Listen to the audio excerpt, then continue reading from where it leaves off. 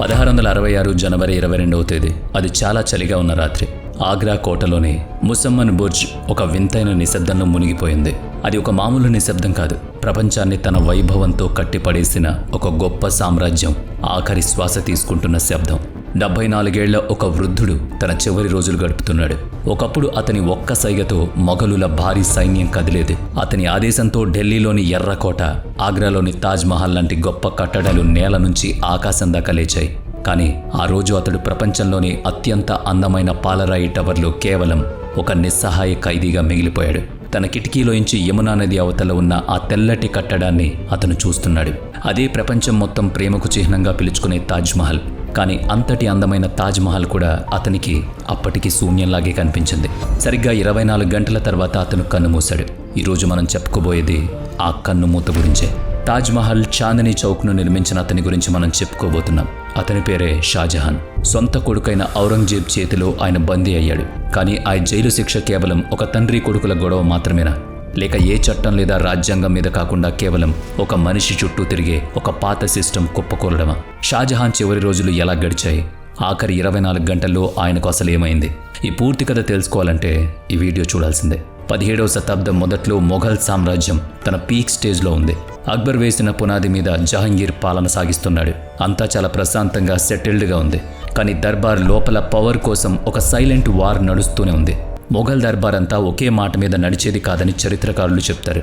అందులో వేర్వేరు పవర్ గ్రూపులు ఉండేవి. ఆ గ్రూపుల మధ్య ఖుర్రం అనే ఒక యువరాజు తనకంటూ ఒక గుర్తింపు తెచ్చుకునే పనిలో పడ్డాడు. అతనే తర్వాత షాజహాన్గా మారాడు. ఆ సమయంలో దర్బార్లో చిన్న పవర్ఫుల్ గ్రూప్లో నూర్జహాన్ గ్రూప్ చాలా బలమైంది. దీనివల్ల ఖుర్రంకు సింహాసనం దక్కడం చాలా కష్టంగా మారింది. నూర్జహాన్ పవర్ నెట్వర్క్లో ఆమెతో పాటు ఆమె తండ్రి, సోదరుడు అసఫ్ ఖాన్, ఇంకా చాలామంది ముఖ్య మంత్రులు కూడా ఉన్నారు.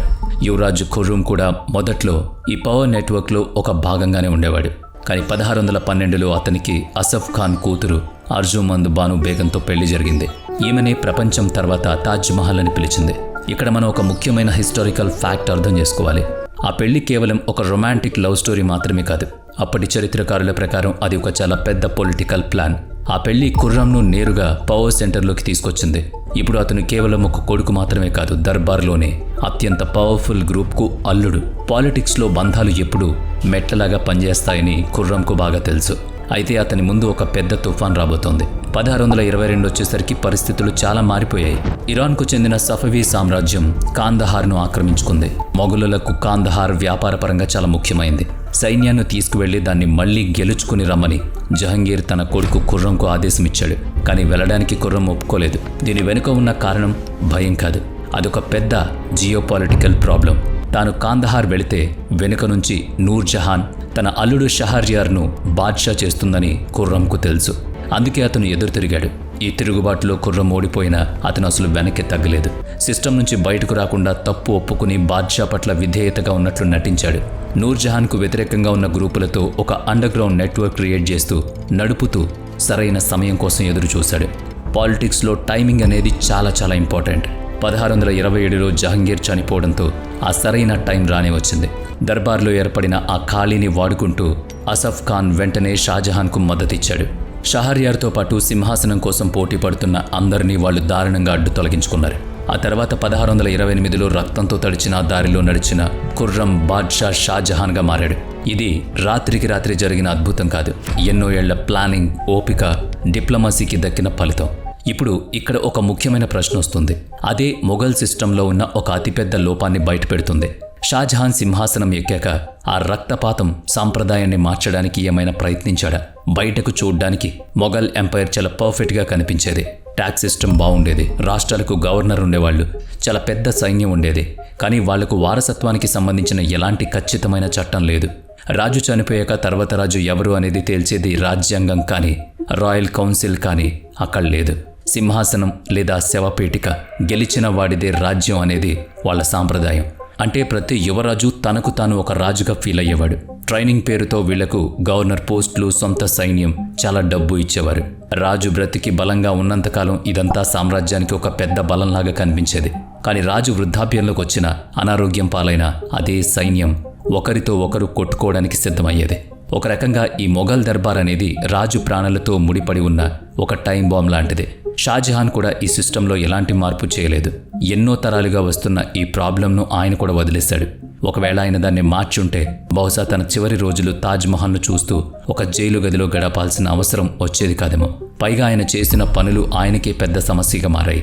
గద్దె ఎక్కగానే షాజహాన్ పవర్ అంతా తన చేతుల్లోనే పెట్టుకున్నాడు. దర్బార్లో ప్రజల ప్రవేశాన్ని బాగా లిమిట్ చేశాడు.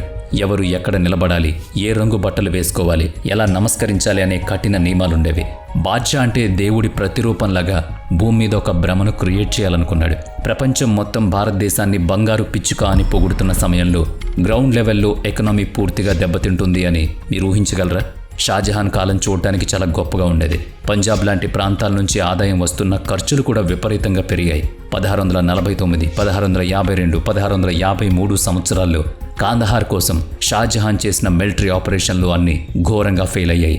ఈ యుద్ధాల వల్ల ఎలాంటి లాభం రాకుండానే ఖనిజాల్లో చాలా ఖాళీ అయింది. దీనికి తోడు దక్కన్లో మరాఠాలను అణిచివేయడానికి ఎప్పుడూ అక్కడ సైన్యాన్ని ఉంచాల్సి వచ్చేది. సింపుల్గా చెప్పాలంటే మొఘల్ ఎంపైర్ ఒకేసారి చాలా చోట్ల యుద్ధాలు చేస్తోంది. ఒక కంపెనీ తన ఆదాయం కంటే బ్రాండింగ్, విస్తరణ మీద ఎక్కువ ఖర్చు చేసినట్లుగా అప్పటి పరిస్థితి ఉందన్నమాట. కానీ తనకు ఎంత పెద్ద ఆపద రాబోతుందో షాజహాన్ ఊహించలేకపోయాడు. ఈ కష్టాలన్నీ 1657లో మొదలయ్యాయి. 1657 సెప్టెంబర్ నెలలో షాజహాన్కు ఒక తీవ్రమైన జబ్బు చేసింది. ఆ వ్యాధి వల్ల ఆయన మంచానికే పరిమితమయ్యాడు. దాంతో షాజహాన్ నడుపుతున్న మొత్తం సిస్టమ్ కుప్పకూలడం మొదలైంది. షాజహాన్ పెద్ద కొడుకు దారా షికో, అతను తన తండ్రి జబ్బును దాచడానికి చాలా ప్రయత్నించాడు. కానీ గోడలకు కూడా చెవులుంటాయి కదా. షాజహాన్ చనిపోయాడని, దారా షికో సింహాసనాన్ని లాక్కున్నాడని ఒక వదంతి వేగంగా వ్యాపించింది. మొఘల్ ఎంపైర్లో ఉన్న టైం బాంబ్ను పేల్చింది ఆ వదంతి. బెంగాల్లో ఉన్న షా షుజా, గుజరాత్లో ఉన్న మురాద్ బక్ష్, దక్కన్లో ఉన్న ఔరంగజేబ్ తమ సైన్యాలతో ఢిల్లీ వైపు రావడం మొదలుపెట్టారు. అలా ఒక మెడికల్ ఎమర్జెన్సీ కాస్త సింహాసనం కోసం జరిగే పెద్ద యుద్ధంగా మారిపోయింది. 1658 మే నెలలో సాముగఢ్ మైదానంలో ఔరంగజేబ్ దారా షికో యొక్క భారీ సైన్యాన్ని నాశనం చేశాడు. ఆ వెంటనే 1658 జూన్లో ఈ కథలోని అతిపెద్ద చీకటి అధ్యాయం మొదలవుతుంది. చరిత్రలో పెద్దగా మాట్లాడుకోని చాప్టర్ అది. ఒక గొప్ప మొఘల్ బాద్షా తను సృష్టించిన ప్రపంచంలోనే ఒక నిస్సహాయ ఖైదీగా మారిన కాలం అది. దారా షికోను ఓడించి ఔరంగజేబ్ ఆగ్రా కోట వైపు దూసుకొచ్చాడు. ఆ సమయంలో షాజహాన్ అదే ఆగ్రా కోటలో ఉన్నాడు. కోట తలుపులు మూసుకుంటే తను సేఫ్ అయిపోతాను అని షాజహాన్ అనుకున్నాడు. కానీ ఔరంగజేబ్ యుద్ధంలో మాస్టర్. కోట మీద నేరుగా దాడి చేయడానికి బదులు షాజహాన్ నడ్డి విరిచేలా ఒక తెలివైన ఎత్తు వేశాడు. ఆగ్రా కోటకు వెళ్లే వాటా సప్లైని ఔరంగజేబ్ కట్ చేశాడు. ఇదంతా జూన్ నెలలో జరుగుతోంది. నార్త్ ఇండియా మొత్తం భయంకరమైన ఎండలు, వడగాల్పులతో అల్లాడుతున్న సమయం. అలాంటి సిచ్యువేషన్లో కోట లోపల ఉన్న వేలాది మందికి, రాజకుటుంబానికి స్వయంగా షాజహాన్కు యమునా నది నుంచి వచ్చే నీటిని కూడా ఆపేశారు. నీళ్లు లేక కోటలో హాహాకారాలు మొదలయ్యాయి. దాహంతో అల్లాడిపోతున్న షాజహాన్ తన కొడుకు ఔరంగజేబ్కు ఒక లెటర్ రాశాడు. ఆ లెటర్ చరిత్ర పుటల్లో అలాగే నిలిచిపోయింది. నా కొడుకా, నువ్వు మొఘలులకు రాజు అయ్యావు, కానీ చనిపోయిన తమ వాళ్లకు కూడా నీళ్లు పోసే హిందువులను చూసి నేర్చుకో. నువ్వేమో బతికున్న నీ తండ్రిని ఒక్క చుక్క నీటి కోసం కూడా తల్లడిల్లేలా చేస్తున్నావని ఆ లెటర్లో రాశాడు. ఇదంతా విన్నాక ఆ లెటర్ చదివి ఔరంగజేబ్ కరిగిపోయాడు అని మీరు అనుకుంటే మాత్రం పొరపాటే. షాజహాన్ రాసిన ఆ మాటల వల్ల అతని మీద ఎలాంటి ఎఫెక్ట్ పడలేదు. ఇక గత్యంతరం లేక 1658 జూన్ 8వ తేదీన షాజహాన్ కోట తలుపులు తెరిచి సొంత కొడుకు ముందే సరెండర్ అయ్యాడు. ఆగ్రా కోటలో ముసమ్మన్ బుర్జ్లో షాజహాన్ గడిపిన ఆ 8 ఏళ్ల భయంకరమైన జీవితం ఇక్కడి నుంచే మొదలైంది. ఔరంగజేబ్ తన తండ్రిని ఏదైనా చీకటి గదిలో పడేసి ఉంటాడని, లేదా ఫిజికల్ టార్చర్ పెట్టి ఉంటాడని చాలామంది అనుకున్నారు. కానీ ఆ సమయంలో భారతదేశానికి వచ్చిన విదేశీ యాత్రికులు ఫ్రోంకేస్ బెర్నియర్, నికోలావ్ మనూచి రాసిన రికార్డులు వేరే నిజం చెబుతున్నాయి. ఔరంగజేబ్ పెట్టిన టార్చర్ ఫిజికల్ కాదు, అది పూర్తిగా సైకలాజికల్. అదొక మానసికమైన జైలు. షాజహాన్ను ముసమ్మన్ బుర్జ్లో హౌస్ అరెస్ట్ చేశారు. ఇది 8 మూలాలు ఉన్న ఒక పాలరాయి టవర్. ముంతాజ్ మహల్ కోసం ఒకప్పుడు స్వయంగా షాజహాన్నే దీన్ని కట్టించాడు. కానీ ఇప్పుడు అదే పంజరంలో అతను బందీ అయిపోయాడు. షాజహాన్తో వాళ్ళు ఎలా ప్రవర్తించారో చెప్పడానికి ఒక చిన్న ఉదాహరణ చాలు. ఔరంగజేబ్ తన తండ్రి కోసం పెట్టిన జైలర్ ఏ రాయల్ ఆఫీసరో కాదు, ఎద్బార్ ఖాన్ అనే ఒక కఠినమైన వ్యక్తిని దీనికోసం అపాయింట్ చేశాడు. షాజహాన్ ఒక బాద్షాలాగా కాకుండా ఒక సాధారణ ఖైదీలాగా మాత్రమే చూడాలని ఎద్బార్ ఖాన్కు క్లియర్ ఇన్స్ట్రక్షన్స్ ఇచ్చాడు. నికోలా మనూచి రికార్డ్స్ ప్రకారం ఎద్బార్ ఖాన్ ఆయన మీద చాలా నిఘా పెట్టేవాడు. కోట లోపల షాజహాన్ కాస్త నడవాలి అనుకున్నా సరే ఎద్బాల్ ఖాన్ ఆయన వెనుక గార్డ్ను పంపేవాడు. ఆయన తీసుకునే ప్రతి శ్వాస, వేసే ప్రతి అడుగు మీద కాపలా ఉండేది. బయట ప్రపంచంతో షాజహాన్కు ఉన్న కాంటాక్ట్స్ అన్ని తెంచేశారు. మొఘల్ ఎంపైర్లో ప్రతి ఒక్కరూ ఏ బాద్షా కింద అయితే పనిచేసేవాళ్ళు ఒక్కసారి ఊహించుకోండి. ఆయన తీసుకునే నిర్ణయంతో సిస్టమ్స్ మారిపోయేవి. అలాంటి గొప్ప వ్యక్తి కాస్త నడవడానికి కూడా పర్మిషన్ తీసుకోవాల్సిన దుస్థితి. అయితే ఇది కేవలం మొదట మాత్రమే. ఔరంగజేబ్ పెట్టిన టార్చర్ కేవలం స్వేచ్ఛను లాక్కోవడానికి పరిమితం కాలేదు. షాజహాన్కు ఉన్న రాయల్ రైట్స్ అన్నిటినీ ఔరంగజేబ్ మెల్లగా లాక్కోవడం మొదలుపెట్టేశాడు. షాజహాన్ గదిలో నుంచి సిరా, కలం, కాగితాలను మెల్లగా మాయం చేశారు. తన తండ్రి ఏమైనా రహస్యంగా ఒక లెటర్ రాసి నమ్మకమైన మంత్రులకు పంపితే తన మీద తిరుగుబాటు వస్తుందేమో అని ఔరంగజేబ్ భయపడ్డాడు. ఒకప్పుడు తన ఒక్క సంతకంతో ఎవరి రాతనైనా మార్చేయగల బాద్షాకు ఇప్పుడు కనీసం ఒక కాగితం కూడా లేదు. ఆ తర్వాత ఔరంగజేబు కన్ను షాజహాన్ తన దగ్గర దాచుకున్న ఖజానా మీద పడింది. తన తండ్రి దగ్గర ఉన్న అత్యంత విలువైన ఆభరణాలను, వజ్రాలను తిరిగి ఇచ్చేయమని ఔరంగజేబ్ అడిగాడు. ఆదాబ్ అలంగీర్ అనే లెటర్స్ కలెక్షన్, అలాగే మనూచి రికార్డ్స్ ద్వారా ఈ విషయాలు తెలుస్తున్నాయి. ఇవన్నీ రాయల్ ఖజానాకు చెందినవి కాబట్టి వాటి మీద ఇప్పుడు కొత్త బాద్షాకు మాత్రమే హక్కు ఉంటుందని ఔరంగజేబ్ వాదించాడు. దీంతో షాజహాన్లో ఉన్న పౌరుషం నిద్రలేచింది. వెళ్ళి మీ బాద్షాకు చెప్పు, మళ్ళీ ఆభరణాలు అడిగితే ఒక సుత్తి తెప్పించి ఈ విలువైన రత్నాలన్నిటినీ నా చేతులతో నేనే పగలగొడతానని ఔరంగజేబు పంపిన మనుషులతో కోపంగా చెప్పాడు. ఆయన లోపల ఎంతలా రగిలిపోతున్నాడో, ఎంతలా కుంగిపోతున్నాడో చెప్పడానికి ఈ కోపమే నిదర్శనం. కానీ వాటన్నిటికన్నా భయంకరమైన టార్చర్ మరొకటి ఉంది. ఔరంగజేబ్ నేరుగా ఎమోషన్స్తో ఆడుకున్నాడు. షాజహాన్ తన పెద్ద కొడుకైన దారా షికోను ప్రాణానికి ప్రాణంగా ప్రేమించేవాడు. అలాంటి దారాను ఔరంగజేబు మోసంతో పట్టుకున్నాడు. ఢిల్లీ వీధుల్లో అందరి ముందు తిప్పి ఆ తర్వాత అతని తల నరికేశాడు. ఈ వార్త విన్నాక షాజహాన్ గుండె ముక్కలైంది. కొన్ని కథల ప్రకారం దారా నరికిన తలను ఒక బాక్స్లో పెట్టి భోజనం సమయంలో షాజహాన్కు పంపించాడని చెబుతారు. అయితే ఈ బాక్స్ థియరీ కొంచెం డ్రామాటిక్గా ఉందని మోడర్న్ హిస్టరీస్ అంటున్నాయి. కానీ దారా తలను ఔరంగజేబు ముందుకు తీసుకొచ్చారని, దారా దారుణ మరణ వార్తను ఉద్దేశపూర్వకంగానే షాజహాన్కు చేరవేశారని బెర్నియర్, మనూచి ఇద్దరూ రాశారు. తనెంతో ఇష్టపడే కొడుకు అంత భయంకరంగా చనిపోయాడని తెలిసాక ఆ వృద్ధ తండ్రికి అది ఉరిశిక్ష కంటే ఘోరంగా అనిపించింది. మరి షాజహాన్కు అన్ని బాధలే ఎదురయ్యాయి అంటే కాదు. ఈ 8 ఏళ్ల జైలు జీవితంలో ఆయన పెద్ద కూతురు జహానారా బేగం ఆయనకు నీడలా తోడుగా నిలిచింది. జహానారా తన ఇష్టపూర్వకంగానే ఈ జైలు జీవితాన్ని ఎంచుకుంది. ఆమె తన తండ్రికి కేర్ టేకర్ మాత్రమే కాదు, ఆయన బాధను పంచుకున్న ఏకైక తోడు కూడా. ముసమ్మన్ బాల్కనీ నుంచి రాత్రి బౌళ్ళు ఒకే ఒక అద్భుతం కనిపించేది, అదే తాజ్మహల్. ఒకప్పుడు తన పవర్కు, ప్రేమకు గొప్ప సింబల్గా నిలిచిన ఆ కట్టడమే ఇప్పుడు తన పోయిన యవ్వనాన్ని, చేజారిన అధికారాన్ని గుర్తు చేస్తూ వెక్కిరిస్తున్నట్లు అనిపించింది. ఆ సమయంలో షాజహాన్, ఔరంగజేబ్ మధ్య జరిగిన లెటర్స్ సంభాషణలు చాలా ఇంట్రెస్టింగ్గా ఉంటాయి. ఔరంగజేబ్ ఎప్పుడూ మతం, బాధ్యత అనే ముసుగులో తన తప్పులను కవర్ చేసుకునేవాడు. రాజ్యకాంక్షతో కాదు, ఇస్లాం సామ్రాజ్యాన్ని కాపాడడానికే తాను అధికారం తీసుకున్నాను అని రాసేవాడు. ఎందుకంటే దారాకు మొఘల్ సింహాసనాన్ని ఎక్కే అర్హత లేదని అతని వాదన.